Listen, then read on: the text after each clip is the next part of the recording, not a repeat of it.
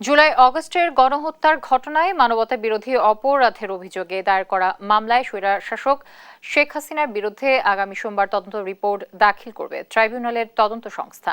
শুক্রবার দুপুরে এক ফেসবুক পোস্টে আন্তর্জাতিক অপরাধ ট্রাইব্যুনালের চিফ প্রসিকিউটর মোহাম্মদ তাজুল ইসলাম এ তথ্য জানিয়েছেন। ফেসবুক পোস্টে তাজুল ইসলাম লিখেছেন, আন্তর্জাতিক অপরাধ ট্রাইব্যুনালের তদন্ত সংস্থা শেখ হাসিনার বিরুদ্ধে জুলাই গণহত্যার তদন্ত রিপোর্ট আগামী সোমবার চিফ প্রসিকিউটর বরাবরে দাখিল করবে আশা করছি।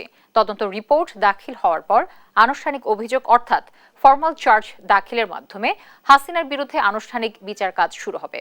ইতোমধ্যে চানখারপুল হত্যাকাণ্ডের দায়ে সিনিয়র পুলিশ অফিসারদের বিরুদ্ধে তদন্ত রিপোর্ট দাখিল করা হয়েছে। ওই হত্যাকাণ্ডের দায়ে আনুষ্ঠানিক বিচারের জন্য ফরমাল চার্জ চলতি সপ্তাহেই দাখিল করা হবে এবং এর মাধ্যমে জুলাই গণহত্যার আনুষ্ঠানিক বিচার শুরু হবে ইনশাআল্লাহ।